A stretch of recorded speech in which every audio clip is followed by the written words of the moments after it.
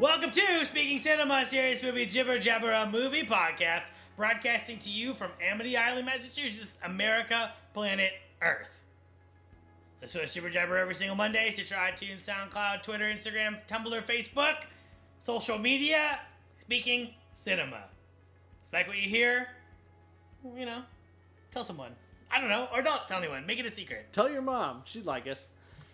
I am your host, Salty Grizzled Fisherman, known locally as Mr. Jibber Jabber.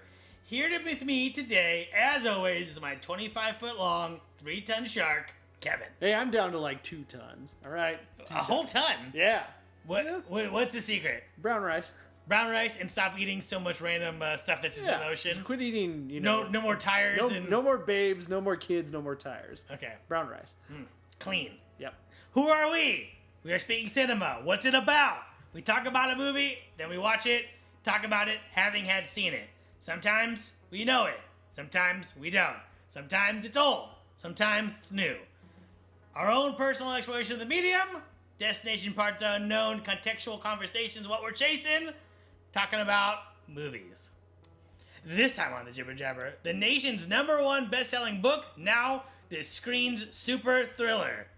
Or Amity Island has everything. Clear skies, gentle surf, warm water. People flock there every summer. It was the perfect feeding ground. It's as if God created the devil and then gave him Jaws. 1975's Jaws. Some wordy taglines for this movie. The second one is just out of control. Oh yeah, completely. It's like That's a log line. That's like not a tagline. That's like the back of a book. Yep. The whole thing. Also, this is our 4th of July episode. Happy birthday, America! What have you done for me lately? Some interesting things, that's for sure. How old's America gonna be this year? 1776 is the first birthday, so 2016. I think that should be easy math, but we are we are invalids. Let's see, 240 years old. 240 years old, about equivalent to 14-year-old kid, I think America is right now. We're still looking at everybody else and going, "You're ruining my life." That's us right now. We're also like, we're a mix of a kid, right? We want to get into fist fights, but we're also really big into recycling. Yep. We're a real Bay Area problem kid. Talking Bay Area time. We love cheap shit from foreign lands, buying them at Costco, but at the same time, Tom shoes are the only thing I wear. Yep. My artisanal soap. Yeah. I get Tom shoes from there too. Attaboy. Yeah. Artisanal soap. You mess around with those artisanal. I'm always tempted when I see like a soap that's like clearly hand cut. I mean, I don't do the bar soap. But I don't do bar soap either. I do like the off-brand body washes. I think they don't. The ones without the dyes in them, dyes make me itchy. Oh, really? They make my legs, not like rash itchy, but just like the hair gets itchy. And these ones that don't have that and have like a lot of the natural oils in them, I love those a lot better. Everyman Jack is a good brand of body wash. And highly recommend it. Artisanal liquid soaps. Yeah, artisanal or off-brand body wash, like the Chick-fil-A of body wash. Just that. Is Chick-fil-A off-brand? It's like a B-level fast food chain. B-level fast food chain? In terms, it's not McDonald's size.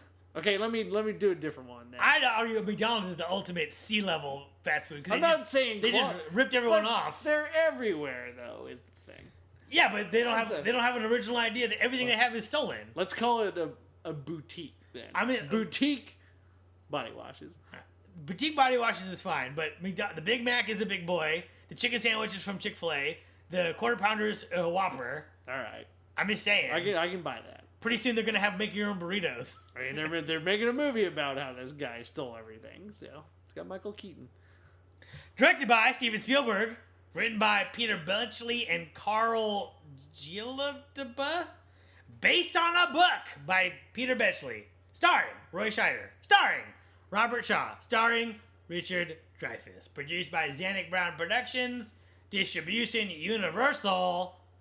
And this week, we're wrapping up Steven Spielberg, our first director buffet, coming to an end. It's been an interesting, 7-course dish we've been doing? It's been, we have binged out on the Steven Spielberg Sizzler, that's for sure.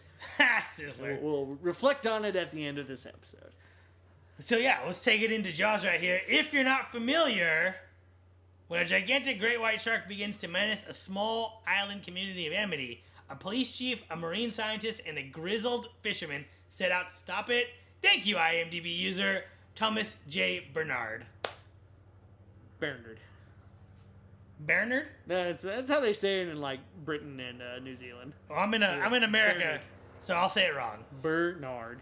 Producers Richard D. Zanuck and David Brown independently had an interest in adapting Jaws, Peter Benchley's hit, #1 bestseller. So they teamed up to make it into a movie. This book was very popular. Kev, have you read the book? I have not. I have read the book. Kev, that book is dumb, dumb, dumb, dumb, dumb, dumb, dumb. I believe you told me there are many unnecessary subplots in this book. Which not only are necessary, but also are the fucking worst. Subplots include Hooper and the wife having an affair.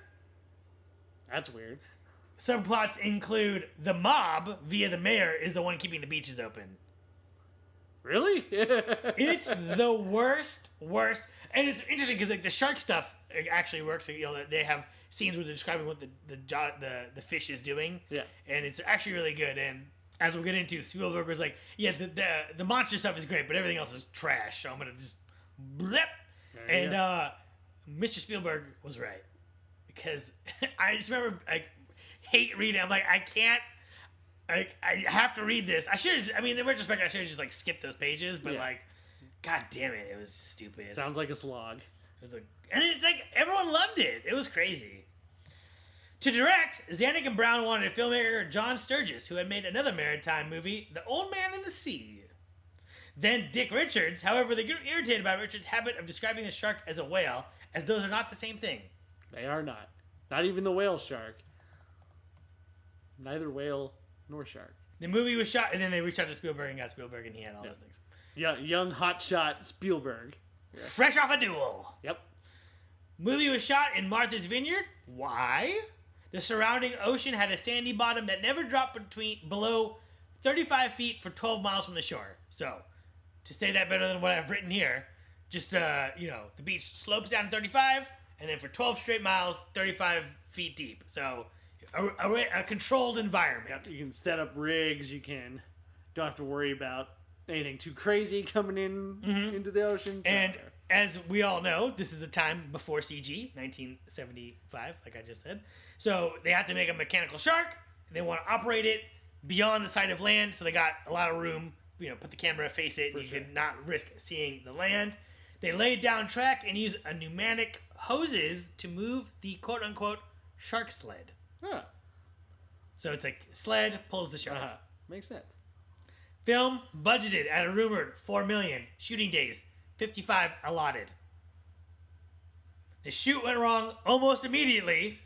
Went far over budget, ballooning up to $9 million and taking 155 days. Wow. I've heard between 155 to 159. We're not gonna mince 4 days Because it's a long goddamn shoot. It's about 100 extra days. That's a lot. I think they shot all 3 Lord of the Rings movies in like 170 days. Well, they didn't have to deal with the mechanical shit. Apparently not.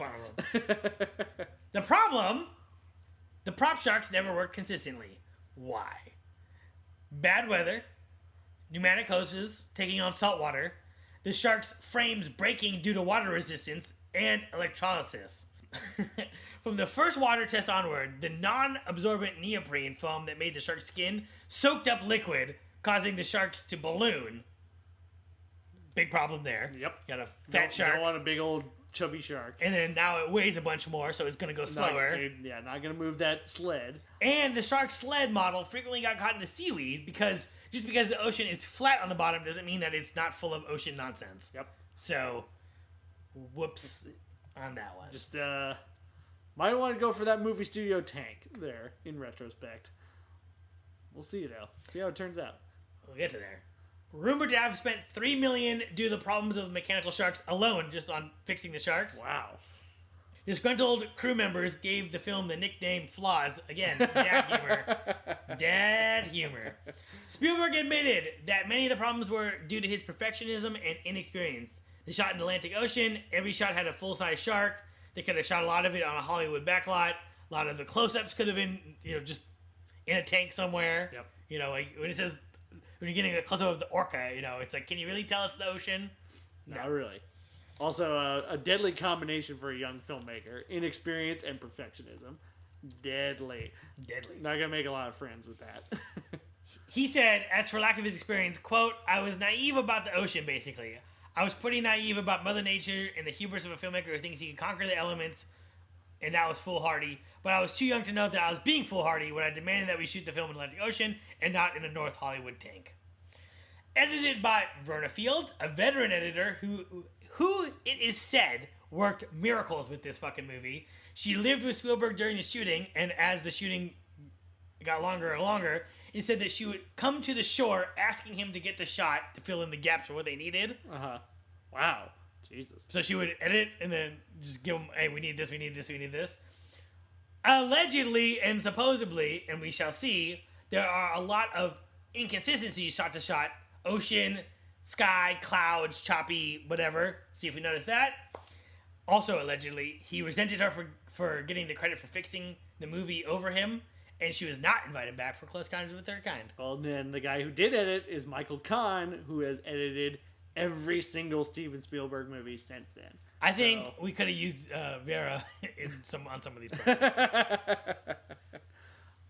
Jaws opened June 20th, 1975. Was supposed to be released for Christmas of 1974. Production delays pushed it back to the summer. Kind of a weird Christmas movie.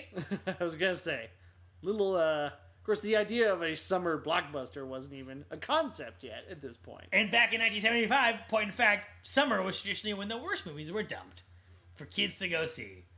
What's the lesson here, Kev? The calendar doesn't matter. You can release something anytime, and if it's good, people will flock to it. I think that the calendar matters in the sense, when you have something that's like big, like a Marvel movie, a Disney movie, it truly doesn't matter. Yeah. I think there is a logic to releasing, say, a Halloween movie around Halloween time. For sure. A shark movie in the summertime. I think there's a seasonal whatever. But as Universal and Fox has shown us, February and April are perfect times for R-rated or Fast and the Furious movies. Kingsman and Daredevil, Deadpool being Fox's February Valentine's Day counter-programming. Yeah. So, you're right. But we also got a great horror movie this year in The Witch. That didn't come out around Halloween. It's true. Smack dab you're in right. Valentine's You're Day. right. If you put the balls behind something, you could release a movie in January. Why but not? Now, if you counter program something against Star Wars or, like you said, a Marvel movie, you might get forgotten. Right. But yeah, some open weekend in May 2nd or whatever, if there's nothing coming out, I don't think it matters too much what you have. I'm with you. If it's a product, get it out there. I'm with you. Promote it.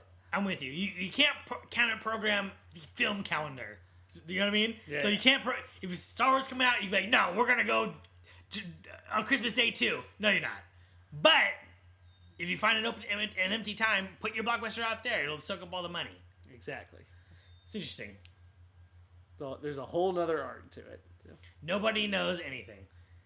Have you heard of this movie? Have you seen it? What are your thoughts? What are your experiences with it? Let me know.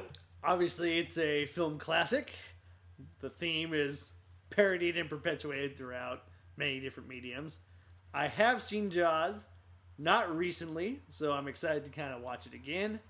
And yeah, it's always been part of when you learn about movies, you learn about Jaws. Even if you learn what a movie is, it's like Jaws is the movie. So, yeah. I have seen this movie. I first attempted to see this when I was 8 years old. My grandma and my mom went to Blockbuster. We got Jaws. She was like, is this going to be too scary for you? And I'm like, no way. Made it to maybe the end of the first scene when she gets drugged. Oh, boy. So basically, the guy wakes up on the beach and I was like, let's turn this off. And I remember my grandma was like, what? She wanted to watch. Yeah, grandma was down for sharks. Yeah, she's like, I'm not going to the beach anytime soon. I think I must have seen it because I remember I watched all of the Jaws movies except for Jaws 4. I've never seen Jaws 4, but 1, 2, and 3 on AMC. I think they played it one night and I just watched the whole thing. All right. I've never seen any of the sequels. None of the sequels. I haven't seen a single one. I would argue that 2 is fun, and 3 has its charms, and from what I'm told, 4 is dreadful. Right. But I'll check them out. I'll watch them. And 3 has really bad because 3 is Jaws 3D. Oh yeah, yep. And National Lampoon pitched Jaws 3 People 0. It's good stuff. Clever. But so then I saw it when I was like 10 or 11 or whatever, and I was like, that movie scared the fuck out of me. I was afraid to go into a pool. It's like, it's a pool. It's very well lit. You can see the entirety pool, but there's always a thing. I turn my back and that shadow. I don't know about that Could shadow. be it. Sneaks up on you. And now that I'm like, older, it's, I don't know. I've seen this movie a couple months ago.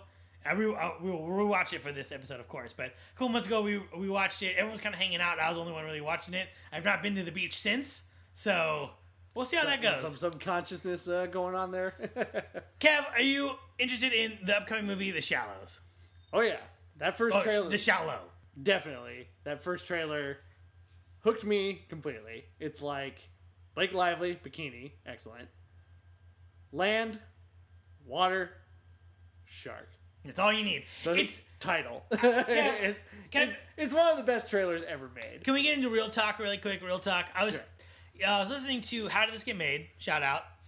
And they're talking about Deep Blue Sea and Paul F. Tompkins, who is a comedian and a huge Jaws fan. He has the bear in Jaws has that suit that's like the anchors. He had that made. Wow.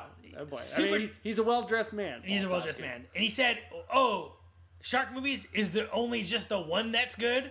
And I was like, well, that might be true, but you could make a good shark movie. And I remember every shark movie is gonna get compared to Jaws, right? And if you go to like Amoeba or any kind of record store that has a video section, there's always sharksploitation. Yep. Jaws and other sharksploitation. And there's a lot of crap, in that genre, but there's also a lot of like fun stuff. And I was like, I tried to think of like a good idea for a shark movie, and I couldn't come up with one. And then I saw the trailer for The Shallow, and I'm like, that's so fucking perfect. Yep. You just strip it down. You know what I mean? It's as bare bones as you can get. It's like that. It's like Phone Booth, but with a shark. Yep. Stuck on a rock. Got to get to land. There's one thing stopping you. Huge shark. Incredible. I hope it's good. Yeah. I can't wait. We'll revisit that at a later date. Kev, do you like monster movies? Oh yeah, big time. I mean, creature features, monster movies. It's like the cornerstone of what just your popcorn entertainment's about. You know, from the early days of film with Frankenstein and Bela Lugosi as Dracula, and there's just something about this is a fantasy world. Let's put something scary in it, and we can just make a monster that is all of our fears, hopes, and desires. The Relic. Get out of here. I saw that movie in the theater and it scared the fuck out of me. I rewatched it on Netflix a couple years ago and I was like, this movie is Bobo for bonkers. Hot garbage, The Relic. But yeah, it's and yeah, even if they don't work when you're an adult, even as a kid, it'll latch on to you. It's the Creature from the Black Lagoon might not be the scariest movie, but maybe that movie freaked you out when you were a kid. And then now you can see it's a guy in a suit, but it has that power over us and can just latch onto you for the rest of your life. Is Jaws a horror movie? Absolutely. I think so. How is it not a horror movie? That's a critical question, Kev, and you got it right. Man, if you ask people, I don't know how you can classify it as anything else. It's literally every tenet of horror of how it's this unstoppable force that we got to figure out how to stop because it's literally killing people. And on a simpler level, a giant monster terrorizes a town. That's a horror movie. You can call it Jeepers Creepers. You can call it Jaws. You can call it Godzilla and put some allegory in it of like the atomic bomb, but Godzilla's a monster movie / horror movie too. I'm relieved you said that, Kev, because you talk to people about stuff and you ask them like, what's your favorite horror movie? I'm like, Alien. And then like, that's not a horror movie, it's sci-fi. I'm like, sci-fi horror? And like, no, it's sci-fi thriller. And I'm like, I would even have a hard time calling it a sci-fi. Well, because to me, sci-fi is your story is centered around a scientific concept. Do androids dream of electric sheep? Blade Runner. Right. You know, Minority Report. Can we see, you know, if we had things that could see into the future and we could stop murder, how does that affect stuff like so you're saying science fiction is about how future technology will affect humanity? Twilight Zone, Black Mirror, like these are, you know, couple sci-fi series with horror elements in it. But I think for something for me to be really considered science fiction, it has to have that central idea of what are, you know, if we had robots and these robots had laws, how could they circumvent those laws? iRobot. I agree with you. The counter argument, and I'm not sure how much I agree with this, is that anything with spaceships in space is sci-fi. Which, on some level, you know, it's like, hey, if it has, you know, horses and guns, it's a Western. Sure. There's arguments being made both ways. There's arguments made that Star Wars, outside of the space travel, tracks more as it's an adventure movie. A swashbuckler. A serial, you know. Well, it's a fantasy, because it's like Yoda, who's like the old teacher. Yeah. Blah, blah, blah, blah. But then going back to Alien to me doesn't explore a central scientific concept. It's a haunted house in space. Yeah. You know, that's... So yeah, I think Alien is absolutely a horror movie. What annoys me more than anything else in the whole world, Kev, is when people call a horror movie a thriller. First things first, I don't know what a thriller is. It's one of those strange, vague terms. When you really sit down and think about it. I agree, because whenever anyone describes a thriller, they're either describing a horror movie, a mystery, or both. Yep. Or an action movie. You know what I mean? It's like, I don't know. It annoys me that people try to put horror in this. It's like they have thrills in them, so they're inherently thrillers, but I don't think anything is solely just a thriller on its own without some kind of element of those in there. Yes, Kev. And what annoys me to no end, Kev, is that people want to put genres into such small boxes, and horror gets it the worst, right? You know, to most people, horror is horror caricatures existing in a macabre world, right?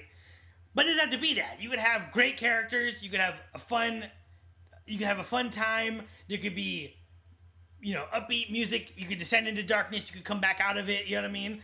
I just feel like people are like, a horror movie is a guy in the woods chasing teenagers. And it's like, that's a slasher movie. Yeah. And that's a subsection of camp slasher movies. It's not even college slasher movies. It's not even suburban slasher movies. It's not even, you know what I mean? Like, exactly. You've drilled it down so deep. And I feel like it's a generational thing. I feel like everyone who's a little bit older than us, when we ask them what a horror movie is, they're like, slashers. Older than them, they say monster movies. You know what I mean? Yep. I just don't like this idea of like, if it's good, it's not a genre movie if it's good. It's devoid of genre. I don't like that. Agreed. Anytime you try to put anything in a box, you're doing a great disservice to it. You're saying it can only do this, this, and this. I just find that artistically just choking it to death. Mm-hmm. Devoid. It is. Kev, speaking of putting it in a box, Kev, what are your expectations? Put this movie in a box. This is probably my second time seeing it, like, start to finish. Really? Yeah. I've probably only seen it once, start to finish, all the way through. I've definitely seen bits and pieces. You see a lot of the famous scenes on your AFI countdown, stuff like that. You certainly do. And so, just kind of get another understanding of it. Will I enjoy it again the second time, like I did the first time? Which I did enjoy it. Am I going to get a little something extra out of it? We'll find out. That's my expectation. Very good. I'm just hoping to enjoy it again, you know? We've watched a lot of Spielberg. I haven't enjoyed a lot of it. I just want to enjoy this movie. All right. So let's go see it. Here we go! Kev, where'd you see it? We're back. We are back. I rented it on Amazon Prime. Very $4 HD. I saw it at the ArcLight Hollywood. Ooh, big screen. In a theater. Mostly full. I know we're here to talk about the movie, Kev, but as we've talked about on this podcast, you know, very sensitive to audiences. A crowd can make or break a movie. Crowd was respectful, quiet, and then when the shit hit the fan, they were loud and, you know, in it. That's good. And with the quotes, they were quoting along to it. Great. Some of the best ones, some of the best screens I've ever been to is people that know exactly what movie they're going to watch. that screen we went to, a Wrath of Khan, was great. Yes. Screens of like Point Break are fantastic, and Point Break Live, where it's like, you know the story, you know the lines, and everybody that is there wants to be there, you know, and those are some of just those magic little moments. So yeah, I'm glad you had a good crowd for that. It was a great crowd. To start my thoughts on this film, there is not 1 second where you think this thing is troubled at all. I completely agree with that. Not 1 It second. feels confidently made from start to finish. From start to finish. There's not one part where it's like, oh, that was Bullshit. added in at the last second to try. They're lost right here. They don't know what to do. Every scene just it clips right along. And maybe man. that's the lesson, Kev. Maybe the lesson is you gotta have the movie be editing as you go, so the editor can tell you what you're missing. It could be. Maybe that's the lesson. I don't know, but there's never 1 second where I was like, "Fuck, this movie has gone off the rails." There's a new thing they do these days that I read about during an interview with Jean-Pierre Jeunet, who did Amelie and Very Long Engagement. He's a French filmmaker. You don't say. With a name like that, what he does, and obviously you couldn't do this in the days of film, but with digital, he edits the scenes that he shot on the day. Like, after everything's done, he has a little edit bay, and he does like a really just basic rough cut of what he had in his head. And if he doesn't get it, they go right back and shoot what he doesn't have. So he can just see an edited version on the day. Wow. So that's pretty cool. That's cool. So obviously with this, you can't do that, and you need a grumpy editor to sleep on your couch, apparently. Apparently. And she was quite grumpy. I want to talk about the opening really quick. No blood. Scary as fuck, right? Like, very unsettling. No blood. Really long takes. Feels like no other shark attack in the whole movie, right? Mm-hmm. Every other shark attack in the movie is, shark just eats you, you're dead. This one is like, it's almost as if like, it doesn't really make any sense. It almost seems like visually she's being like attacked by mermaids or something.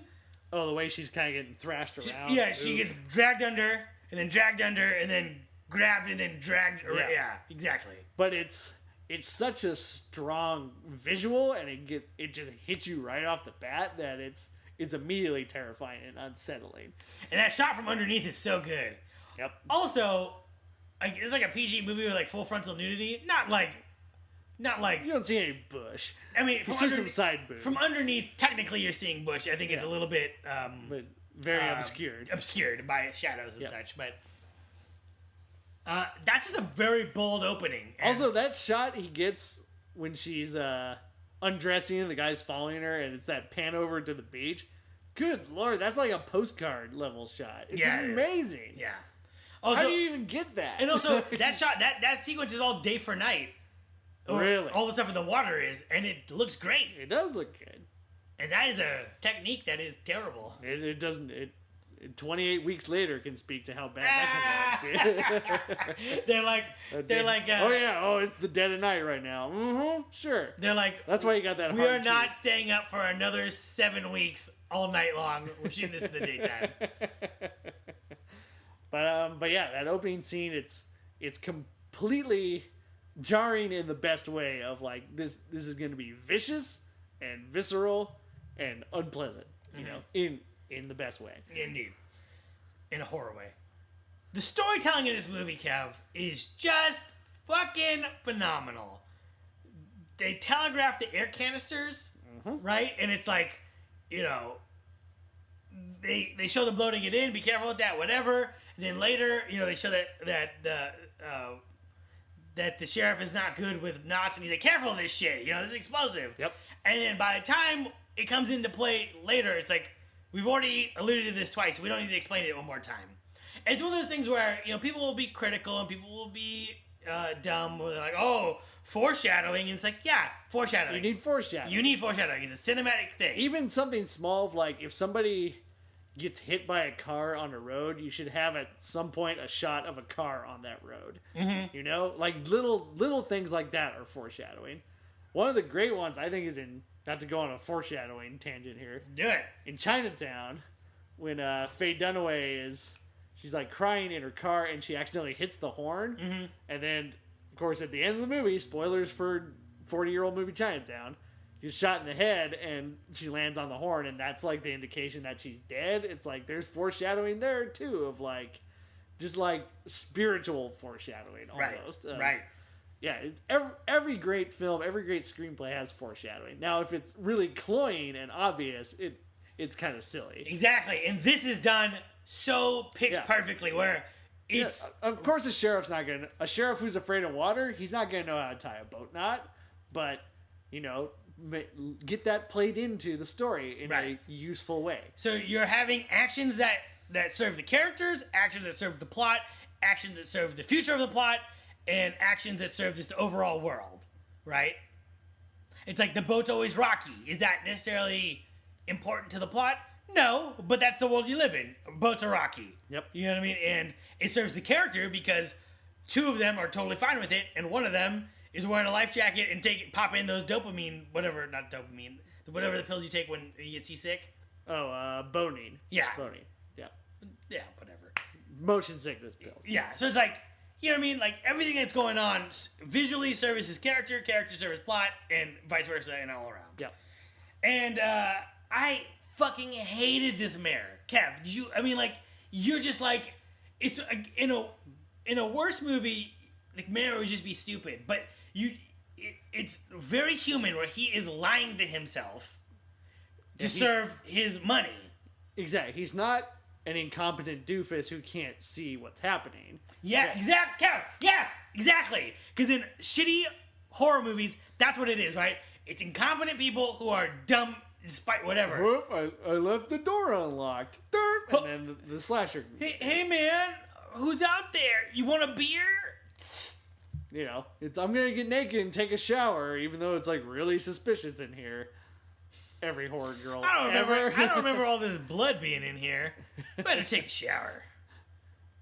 But yeah, this guy is making a conscious decision to keep his beach open because it's 4th of July weekend. Gotta get my money. Mm-hmm. You know, and there's that great shot of the ferry coming up and like all those tourists coming off of it. It's like, and it's got kind of ominous music over it. It's like these people are ripe for eating right now based on this guy's decision.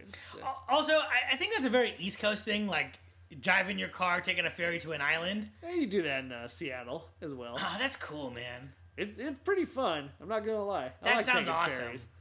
Yeah, you take like little isolated islands. Yeah, you can still have your car. But all your shit you put it in the car. Yeah, and you just go. That sounds fucking fun. Yeah, you should do it sometime. Well, go up to Seattle. I don't want to go up to Seattle.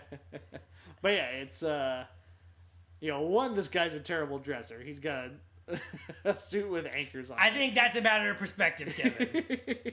But yeah, it's the villain. The shark is just the shark. It's a terrifying villain, but the shark is just doing what it does because it's a shark.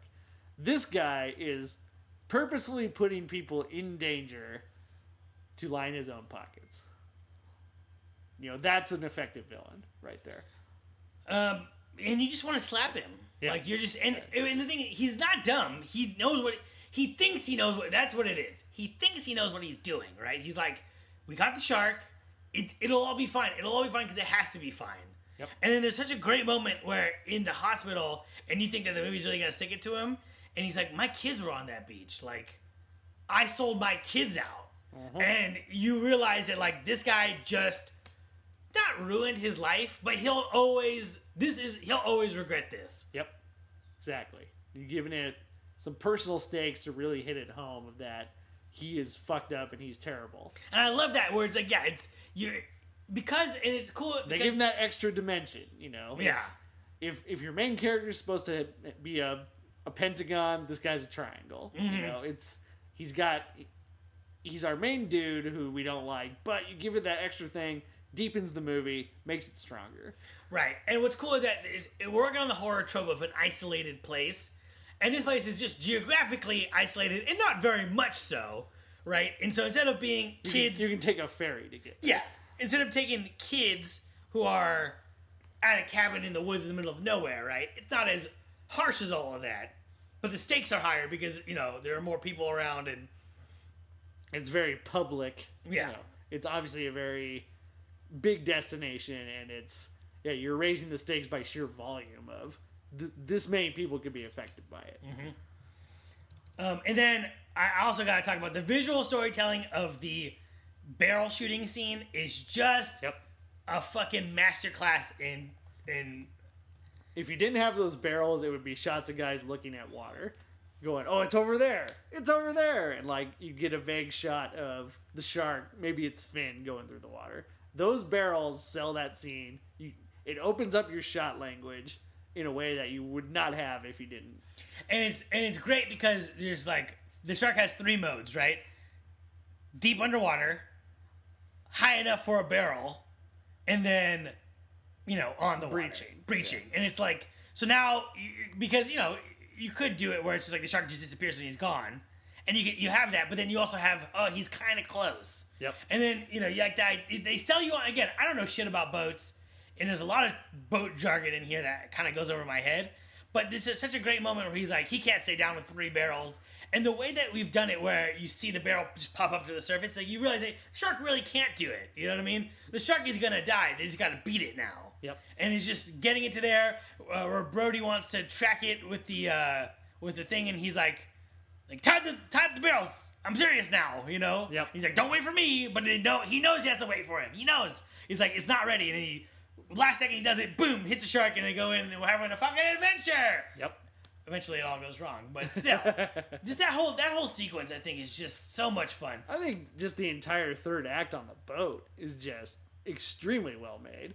I agree. When those guys are singing, it would make a vegan want to kill a shark. That's how charming that scene is. Yep, exactly. And the performances across the board are phenomenal. Yeah, and everybody's just a little different. It's Roy Scheider he's that very pragmatic, very practical, but still like terrified sheriff. He doesn't like water.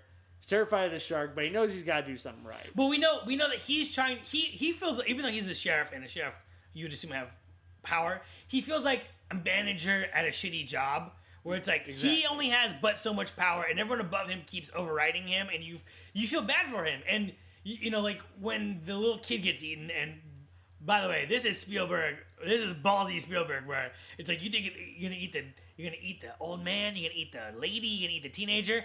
Fuck you! I'm gonna eat a kid, and you're gonna see it. You see the blood squirtle out of him. You see the kid getting sucked through the inner tube, and then you just see the blood everywhere. It's boiling over in the water. Amazing. That's some next level shit. That's respect right there. Yep. So he's such a likable guy, and you realize that like he's been backed into a terrible place. And he's always trying to do the right thing, but he doesn't really know what to do. Yep. He's like, he gets a book from the library on sharks. There's a lot that endear you to him, even though he's kind of a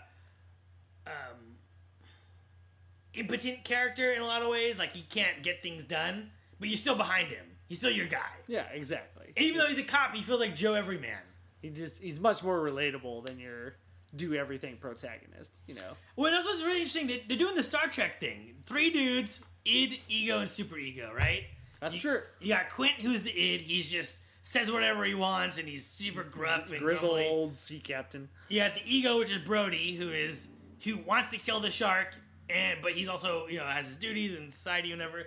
And then you got Dreyfus, who's the super ego, who just knows a lot about sharks, and he wants to take out the shark in the sense that he knows it's bad for the people. But I think if you ask Dreyfus, he'd be like, well, another solution to this would be people just don't get in. He knows that's not practical. Yeah. But he doesn't necessarily hate the shark. Exactly. So he's more interested in who the shark is and why it's doing it, I think, as opposed to just we need to kill it and get rid of it. He wants to study the shark. Right.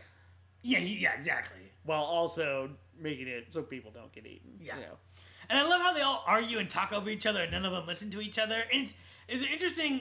It's pitch perfect, and it's interesting. I was listening to the Script Notes podcast, and they were talking about this with Game of Thrones, but I think it applies to all storytelling, really, where it's like the relationship with the villain is easy because you hate the villain, and the villain hates you. Yep. In this case, it's a shark. So it's simple. Shark wants to eat things. Those things are people. We hate the shark. What's more interesting and what has a more complex level of conflict is the dudes you have to work with, your friends, right?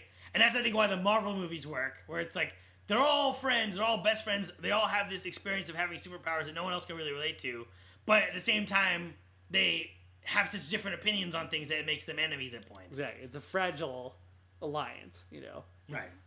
Because a perfect alliance, that's kind of boring to watch. Exactly.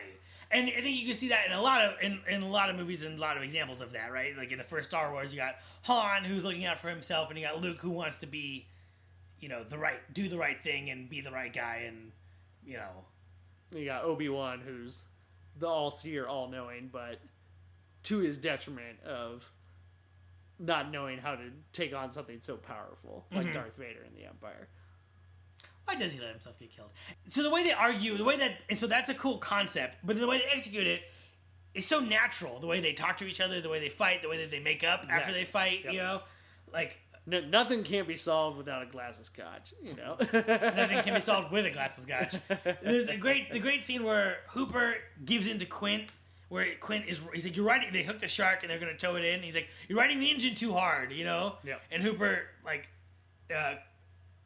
is trying to get Quint to listen to him. Quint kind of hits him off, and then they blow the engine, and they're all mad at each other. They all hate each other, and they're snipping at each other, and Quint comes out with the life jackets, and he's already told us he'll never put one on, and they don't put one on, and they're barking at each other about the cage. But then they help each other set up the cage, and he takes his glasses, and they're like mad at each other, but they stop being mad at each other as they assemble the cage, and you get that sense of that. Yep, it's a very natural relationship, and that's very hard to pull off. I also like the backstories where our boy's afraid of the water. I think we don't ever find out why, right? Yeah, it's just a vague. He just doesn't like water. Hooper is attacked by a shark, but is better for it, right? The shark, he's a kid, the shark eats his paddle boat. Quint is attacked by a shark, and it ruins his life. I mean, we get that long, chilling monologue about... Scariest scene in the whole movie, in my opinion. Yeah, where he's just talking about this shark attack. But we still got the bomb there, but it's like, at what cost, It's just, he had the most fucked up experience, and he's still out on that boat. Which, I guess in the original version of this, Hooper was supposed to die too, and they got the shark cage footage back. The shark attacked the cage, and then the diver got out of it, and then you see the shark cage get destroyed by the shark. Yeah. So they decided to let him live. In the book, he dies too. Gnarly. But I think it makes more sense this way because Quint is a salty dog, but he's been, you don't want him to die, but he goes full Ahab, right? And we feel sorry for him, but his death is inevitable because he never really recovered from the Indianapolis. Whereas Hooper, admittedly, his story is not nearly as bad as Indianapolis, but he grew from that. So Quint's been slowly. He didn't let it haunt it. He still goes out there and looks for sharks. Right. He's not haunted by that paddle boat attack, but he's still going out there. There's also a great scene in the book, which they probably couldn't do for technical reasons in the movie, where they find a smaller shark and Quint guts it, and then he throws it back in the water, and it eats itself to death. Wow. Yeah, it cuts it, and then it smells its own blood, and then eats its own body to death. Jeez. Yeah. It's intense. What does that scene do in the book, though?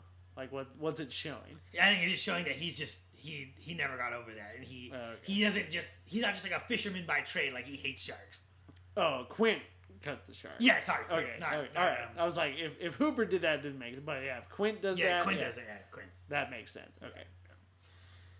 So and I also like how Quint's a salty dog, but he's looking out for the chief, and he's like, Chief, if you don't know which rope to pull, ask me, and I'll help you out.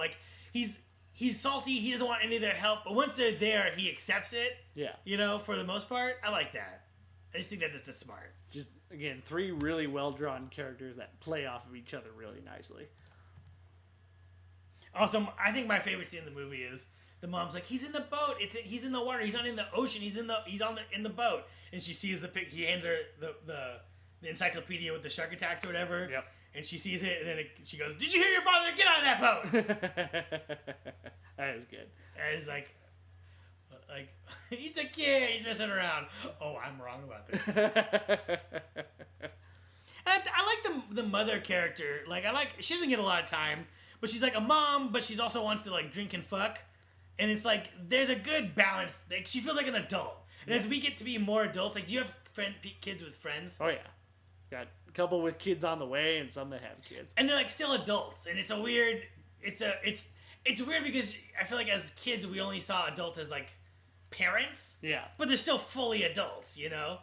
They got all the fears and desires everybody has. They just happen to have children they gotta look after too. Keep your kids out of the water. A lot of good small details in this movie. World building, yes? Yes, world building. The one I really noticed was when they get the first shark.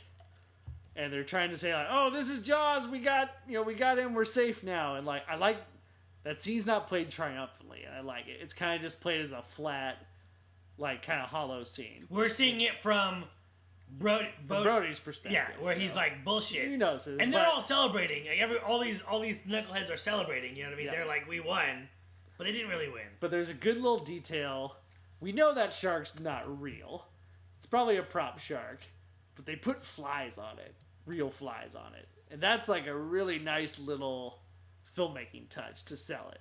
I have a book that I read for this podcast called the Jaws Log or something like that. Uh-huh. It says it is a real shark. It does not look real. It doesn't look real. Okay, if it is real, then maybe those flies were just there. But what a great detail. It's a good detail no matter what, because yeah, it would decay and a fly would be there. So it's again, world building. You can smell it, hold it, feel it, taste it, touch it. It's like this world. It feels very lived in, and like you could be there at any time. Mm-hmm. It's just those little details. And I also like how I've never lived in a New England town, and I've never lived in a beach town. But he goes to his son, and he's like, "Guys, why don't you guys take the boat to the lagoon or whatever?" And he goes, "The ocean's cool. The lagoon sucks. It's for old ladies." And he's like, "Well, do it for the old man." It's like, why does the lagoon suck? It seems awesome. What's the difference? You know what I mean? It is funny because, you go like little towns in Western Washington or Idaho that are near a lake or a beach, and it's like, oh, this part of the beach is cool. That part sucks ass. But it's like, it's the same water. It's the same thing. What's but the difference? Like, for some reason, this part gets all the campers, and this one... And there's a few too many extra trees, and I saw a bear there once. I don't want to go there. So that's just a very real perspective of living near the water. Those deadly sea bears. And there are real consequences in this movie, both large and small. Small is like when his kid goes into shock after the shark eats that dude. Which, by the way, when the shark comes up sideways, like, that could look so fakey, but it looks so good. It's cut just the right way where it looks great. Large consequences. Quint's whole life is ruined. Small, the kid who discovers the body takes the alka. They're like, "Here, kid, have an Alka-Seltzer." Yep. You know, like that's such a good like little thing. Just he's fucked up, but he'll be okay. He just discovered a body. And then like them going back to the mayor, it's like he sold out his kids. He convinced them it was true. Like he's in shock.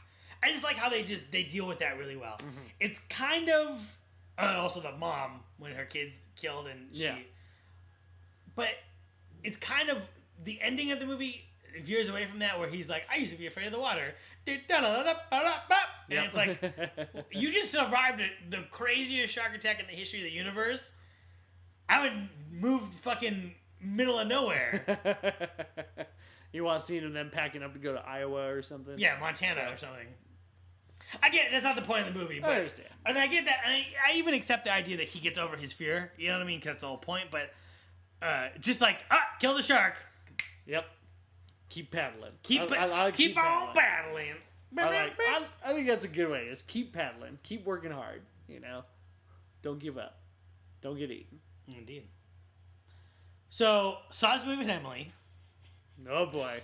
She watched it a couple months ago, as I alluded to in the first half. She watched it. She was there with that. She was like drinking and hanging out, right? She wasn't really watching it. Although there was a great scene. So she's like in the middle of a sentence, and it's the scene where the shark is attacking the orca as it's going down, and you can see it like right under the water as it is coming up. Uh-huh. So she's like talking, and she's like, "Oh, it's great when you put like paprika."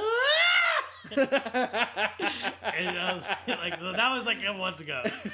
This time, she was shrieking in terror. I'm not trying to embarrass her, but I'm saying at the end, she was shrieking in terror. Like, she's such a great audience because, like, I'm watching this and I'm just kind of watching it. Which every time the shark comes at you, she's like trying to move away from the screen.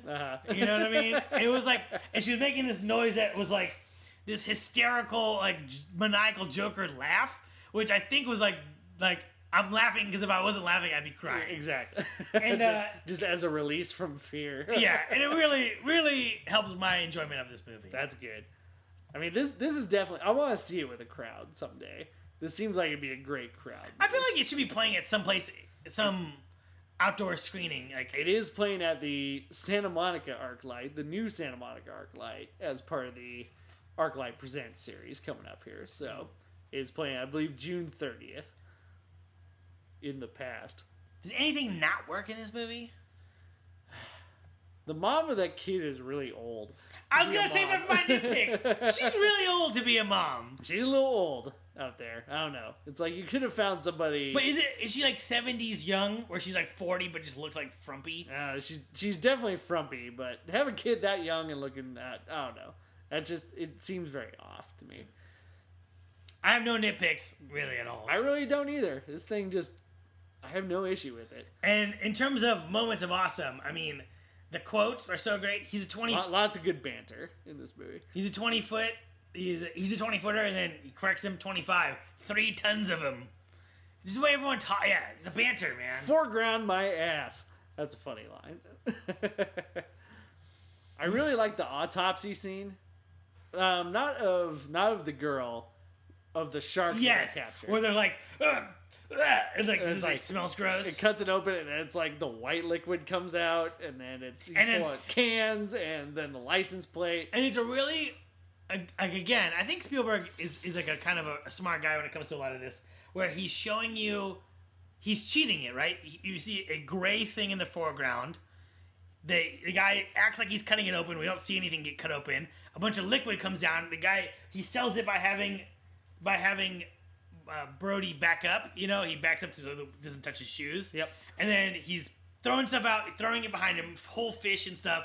They collect the close up of the license plate, and then that's it.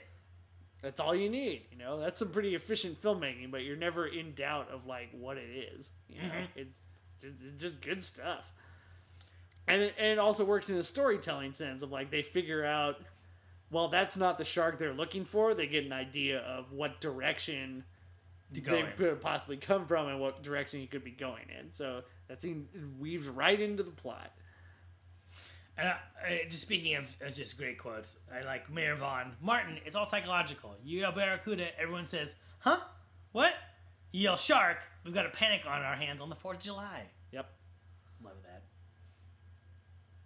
And then when also... in a theater, the nails on the chalkboard is insanely painful. But that whole speech, which is too long to recount here, is so good. And then he ends it with, for that, you get the head, the tail, the whole damn thing. So good. Yep.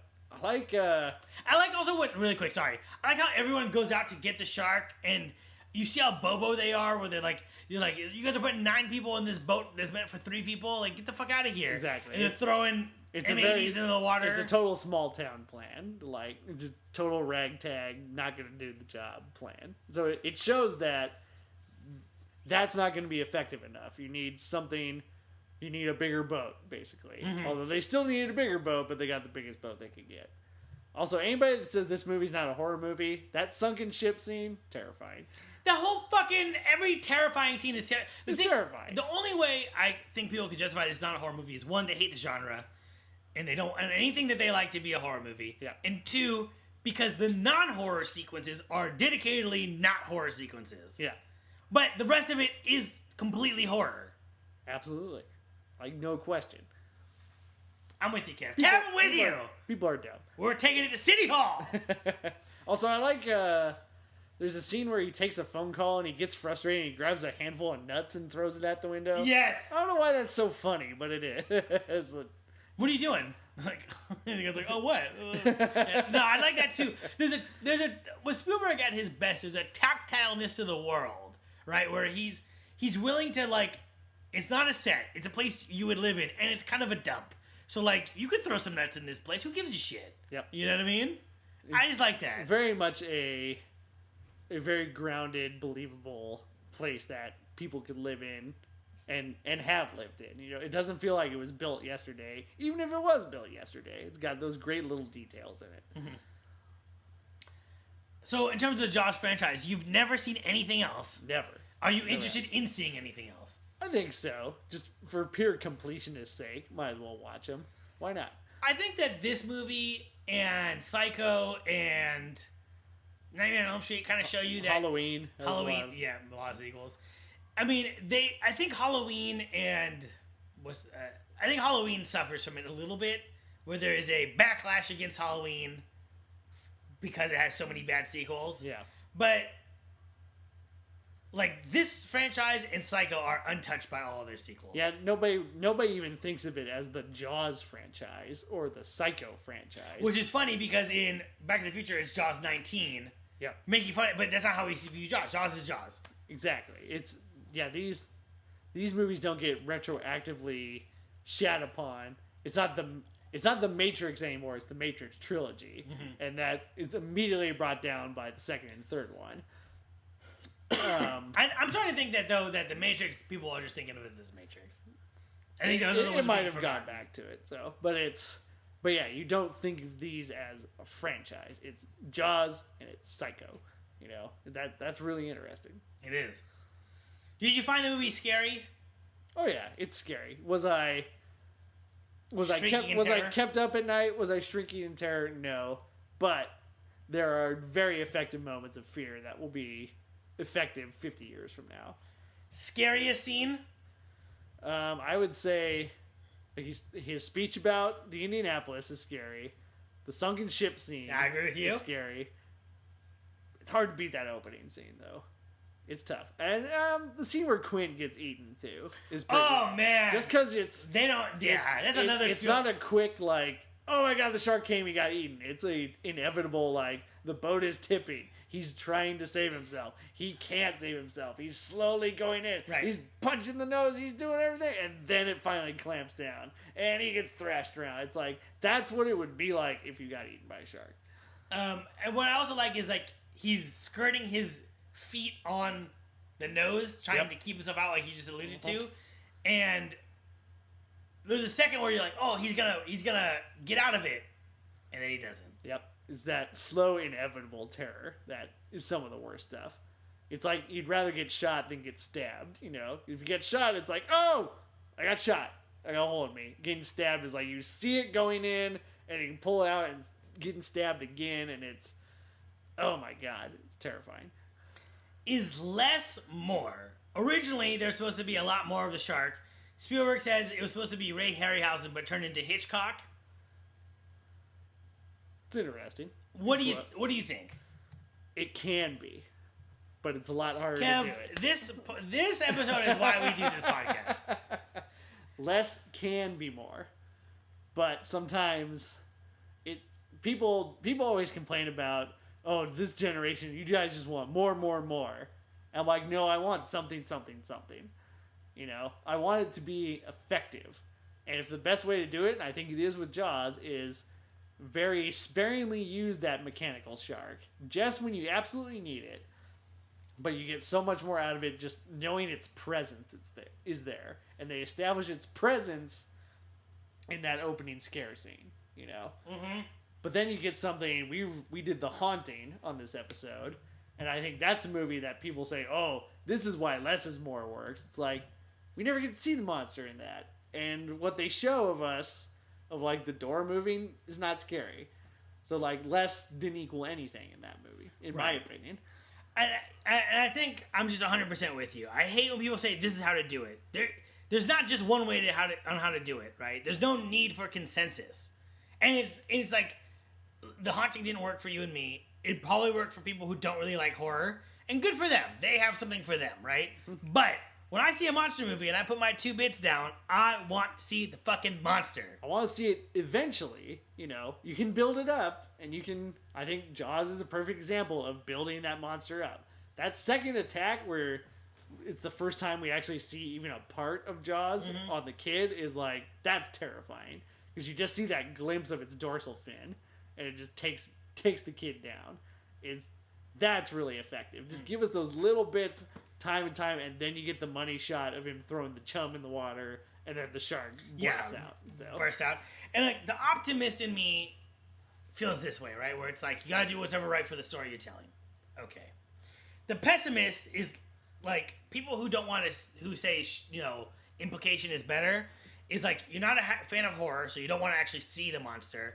Or two, that's like what a producer says so they can get out of like paying for a monster. Yeah. So it's like, that's just like a trickle down logic that's the filmmaker's logic. That's not the fan's logic. For sure. Yeah, I mean, there is obviously a practical money-making element to it, but it's at the detriment of art. It just doesn't make sense. Mm-hmm.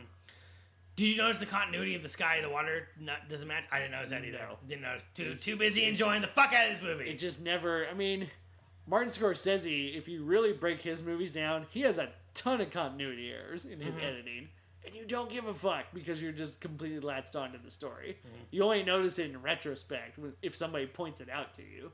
And yeah, I knew going into this, like, reading some IMDb stuff that, oh yeah, the sky's mismatched, and God, they just had to cut so much shit together out of just nothing, and you don't get that vibe at all. Again, it doesn't feel like a hatchet job. It just feels like a very confidently made film. I'm with you. In the end, I think we both like this movie, and I think we both works. It didn't hit me like Conan or The War Warrior, but it's probably because I've seen this movie a bunch of times. But it's super solid. The violence is awful in contrast to the fun, which is so much fun. It's bold. It's not a shot at the middle. It's smash mouth football, you know what I mean? And like, I don't know. I think that it really goes for it in a way. It's not afraid to alienate the audience. You know what I mean? A little kid gets eaten on a boat. Like, that could have gone so wrong. That's where you love it or you turn it off. Mm-hmm. Do you have a crazy fan theory for this? Not really. No. I think it's not a crazy fan theory. I think it's really in there. It's a criticism of capitalism with the mayor. I think it's like... Oh yeah, that's definitely a theme. People will rewrite reality in the face of common sense. You know, like they'll burn their home down for $1. Mm-hmm. And then when they realize what mistake they've made, it'll be too late. I think that's there. Any sequel pitch you want for this? I stole one from Kevin Smith. All right. He apparently told Spielberg this, and Spielberg just laughed it off. But he's like, Kevin Smith said, during Hurricane Katrina, a shark gets like blown, like the forced into. So it's like New Orleans underwater and a shark. Oh, like a shark in a city, almost. Ooh, that could be interesting. Also, John Travolta needs to play the shark catcher because he played the character that the shark catcher in this movie played in Taking Pelham 1, 2, 3. Okay. Interesting. So you gotta keep that up. An interesting theory. Mm-hmm. Also, apparently Kevin Smith's making Moose Jaws, which is Jaws with a moose. I believe it. I'm down with it. He would stoop that low. He would. So, let's wrap up Steven Spielberg real quick. What do you think? Overrated? Rated well? Talented? Untalented? I think he is extremely talented. Is obviously, he can, as we've proven, I think, in this season, he can handle many different genres in interesting ways. Isn't afraid to tackle lots of different genres. We didn't even get to two or three of his biggest movies. I don't think we didn't do Jurassic Park, which I would even argue is a bit of a horror movie, a horror adventure. I would argue that's right. We didn't do Schindler's List, which is probably like top to bottom might be his solidest film. But Saving Private Ryan's also up there. Saving Private Ryan, we didn't do that either. It's just he's not afraid to explore, even like just within the confines. Schindler's List and Saving Private Ryan both take place in World War II. You never get those two confused because they're about just such a wide swath of different things. And he can master anything he touches. And he always, we talked about it in the Hook episode, he never goes for the middle, I don't think. He's never kind of just going through the motions. It's always really trying to make a big statement. Sometimes he's very successful and makes a classic film like Jaws, E.T., Saving Private Ryan. Sometimes he kind of fumbles. Much. He was raw talent on Close Encounters of the Third Kind. We both agree that movie has some issues. Yep. Even though it has moments of awesome and of artistic clarity, I think he falls flat on his face with Hook. There's Tintin, I think it's a fun movie, but he doesn't quite get everything he needs out of it. I think watching Munich again, I think that's a very strong film, but now that I kind of have seen it a few times, I can see a bit of his ambition getting the better of him. He's just a really strong filmmaker, and I still really like his work, and I enjoyed going through this again. I'm not sure I enjoyed all of his movies. He's definitely talented, not my favorite. I am glad that we watched a bunch of stuff of his that I had not seen, and kind of, because we could have done Jurassic Park. I've seen Jurassic Park. Yep. We could have done Saving Private Ryan. I've seen Saving Private Ryan. You know what I mean? So I'm glad that we saw some of these other ones. Some things that are a little bit deeper in the bag. Not like 1942 obscure, but, I just think that he's best when he's making genre movies, a.k.a. movies for young people. Kind of elevated genre movies, like Minority Report. I would argue not Minority Report. I would just say more like Jaws. Jaws. But I would say like they're not elevated genre movies. They're just good genre movies. True. Like Jaws Raiders of the Lost Ark. Yeah, so. Jaws. That's a good adventure movie. This is not elevated, lowered. I don't know what that means. He's just doing ones that are enjoyable. You know what I mean? And he is certainly capable of making a good movie. He needs to slim it down, bud. He needs to slim it down. Well, it's hard to... Keep it under 2 hours. He's a powerful man. You can't say no to him. Apparently not. Apparently not. So it's... there's that element to it. I wouldn't want to be the guy that says no to Steven Spielberg. Mm-hmm. He says, my 2 friends named Oscar are going to tell you differently, as he said in Austin Powers. That's funny. So, I'm glad we did this. It was interesting. I want to do... Next buffet, I want to do like John Carpenter or someone. Someone a little edgier. Someone who we could do with the majority of their filmography, Sure. Carpenter would be good. David Fincher, maybe. Who do you think we should do, listeners? Send us some suggestions. Indeed. We'll think about it and discard them accordingly. That's it for this episode. This episode written by me, music by Jeff Russell. Me and Kev are your hosts. You are the audience. For me, for Kev, the lesson of this director buffet is that the ocean doesn't give a fuck. And neither do the Nazis. That's the lesson. See you next time. We're going to need a bigger podcast.